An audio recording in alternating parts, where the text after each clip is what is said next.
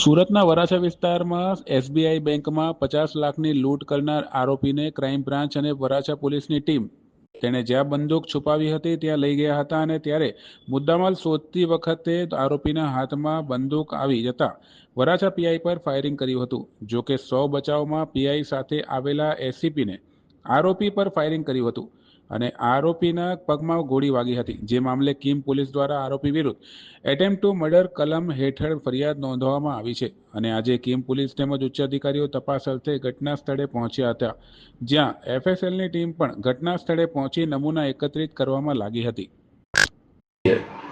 સુરત શહેરના Varachha police station ખાતે SBI બેંકમાં થોડા સમય પહેલાં એક લૂંટનો બનાવ બનેલો. એ લૂંટ સબબ સુરત ક્રાઇમ બ્રાન્ચ દ્વારા 2 આરોપીઓની ધરપકડ કરવામાં આવેલી અને investigation officer police inspector AR વાળા વરાછા પોલીસ સ્ટેશનનાઓને આ બંને આરોપીઓ હેન્ડઓવર કરવામાં આવેલા.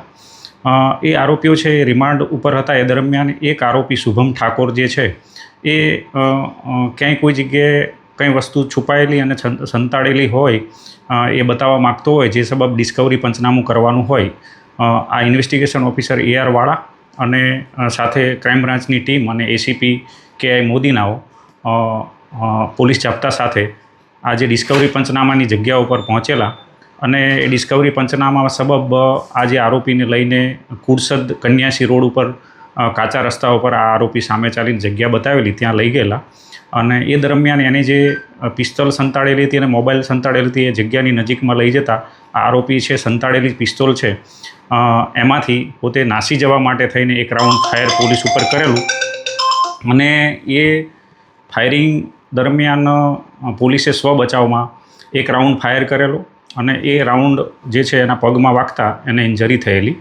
આ સબબ એસીપી ક્રાઇમ KI મોદીનાઓએ કીમ પોલીસ સ્ટેશન ખાતે એટેમ્પ્ટ ટુ મર્ડરનો ગુનો આ આરોપી વિરુદ્ધમાં દાખલ કરાવેલો છે. એનું ઇન્વેસ્ટિગેશન હાલ ઇન્ચાર્જ પોલીસ ઇન્સ્પેક્ટર જાદવ કીમનાઓ કરી રહેલ છે.